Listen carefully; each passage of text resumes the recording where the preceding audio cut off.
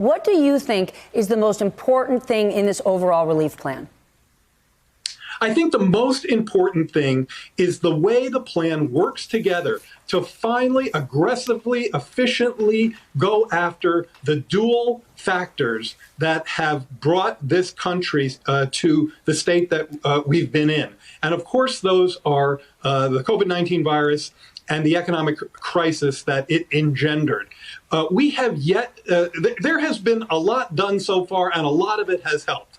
But we have clearly yet to do enough, especially in terms of virus control and now in terms of vaccine distribution, to deal with that part of the crisis. And if you don't deal with that, you'll never reach the rescue and recovery part of the agenda that's so key to our incoming administration.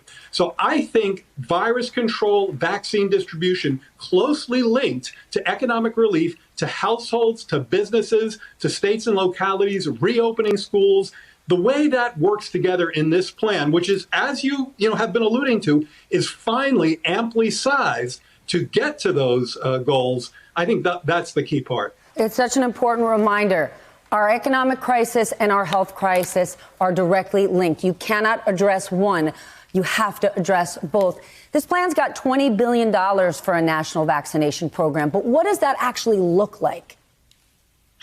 Yeah, OK, so the vaccination program is a multifaceted piece of work that addresses the problem through a federal response that links to states and localities. It includes expanded testing. It includes mobilizing a public health jobs program of 100,000 health workers. And it makes sure that community health centers are also involved in the effort. Ramping up the distribution of the vaccine is, of course, a key part of this, but nearly tripling the role of public health workers, and that's played by community health centers. That's going to include vaccine outreach, contract tracing, and over the long term, building up our public health capacity so it can not only begin this process, but that we can follow it through. Does that mean you're going to start from scratch? I mean, let's be honest. Currently, contact tracing is failing. Last year, the Trump administration had Palantir put together a COVID tracking program that's not working. Are you going to start from scratch? No, I think we're going to start from building on the parts of what we've done that have worked, which, as won't surprise you, haven't really come very much from the federal sector at all, where, as you correctly pointed out, basically the president hasn't paid, any serious attention to this for as long as the crisis have lasted. But if you go to the subnational level, you'll see some very, in various places, some very effective efforts. And one of the things that I know the president-elect does, because I worked with him during the Recovery Act when he was on the phone to state and local leaders to make sure that was implemented, is he works closely with folks at the subnational level. So the idea here is not to necessarily start from scratch, but to build in what states and localities have done so far that's been effective, and to finally get the federal government putting the winds in their sails that they've lacked thus far. You've got a lot of money in here for state and local government. That's something Republicans haven't liked in the past.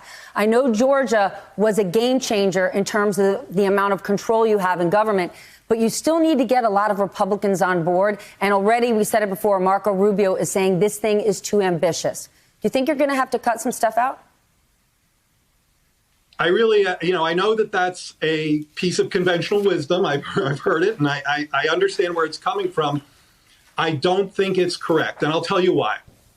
I don't care whether you're a Democrat or Republican. You want to get this virus under control. Mm-hmm. I don't care if you're in a red state or a blue state. You recognize the need to hugely ramp up vaccine distribution so that COVID-19 is finally a distant memory. If you're a D or an R, you want to open schools. You want to open universities. You want parents to be able to access the child care they need. You want to reach small businesses, D or R. You want to reach small businesses that haven't gotten nearly enough help. You don't want, whether you're a Democrat or Republican governor, you don't want to lay off first responders, educators, essential workers. In fact, you want to rehire them. So there is so much common ground here, Stephanie, that I am excited, and I'm especially optimistic about the ability of one Joe Biden working with Kamala Harris to work across the aisle and make this happen.